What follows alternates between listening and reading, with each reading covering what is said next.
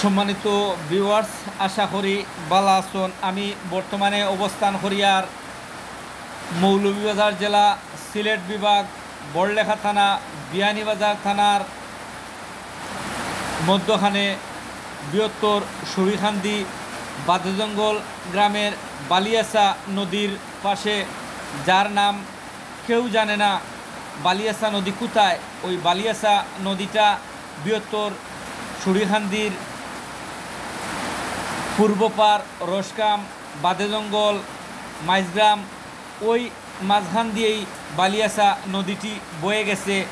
বাদেজঙ্গল ঐতিহ্যবাহী গ্রামের মধ্যে বালিয়াসা নদীর উপরে বেশ সৌন্দর্য, মন খাড়ানো ব্রিজ আছে। এই ব্রিজের উত্তর পাশে প্রচুর জার্মন লেগে আছে। বালিয়াসা নদী আজ বিলুপ্তির পথে। এই স্রোত না থাকার কারণে বালিয়াসা নদী থেকে জার্মনগুলা বের হতে পারছে না।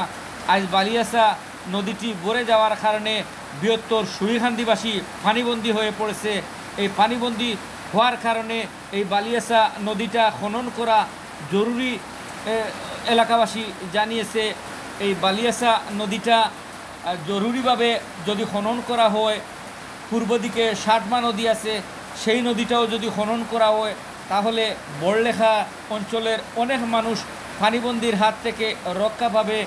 বালিয়াসা নদীটি বেশ সৌন্দর্য, মন কাড়ানো। এই বালিয়াসা নদীর আশপাশে অনেক বাড়িঘর আছে। এই বালিয়াসা নদীর উপর মানুষে হাকম দিয়া রাখছে। হাকম দিয়া মানুষ যাতায়াত করে।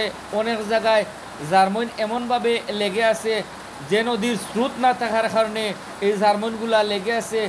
এই নদীটা এখন মরা নদীতে রূপান্তরিত হয়েছে। এই বালিয়াসা নদীর কারণে এলাকার অনেকটা রাস্তাঘাট আজ পানির নিচে তলিয়ে গেছে। এই নদীটা যদি খনন করা হতো তাহলে রাস্তাঘাট পানির নিচে যেত না। ইউটিউব চ্যানেল এসআর টিভির সৌজন্যে আপনারা দেখরা, এসআর টিভি সাবস্ক্রাইব করবা, শেয়ার করবা, জনসাধারণের দেখার সুযোগ করে দিবা। বালিয়াসা নদীটা যেন দ্রুত সরকারের নজরে পড়ে। বালিয়াসা নদীটা যদি খনন করা হয়, এলাকাবাসী পানি বন্দির হাত থেকে রক্ষা পাবে। ইউটিউব চ্যানেলটা শেয়ার করবা, সাবস্ক্রাইব করবা, জনসাধারণের দেখার সুযোগ করে দিবা। গ্রামগঞ্জের খবরগুলা দেখার লাগি এসআর টিভির সঙ্গে থাকবা।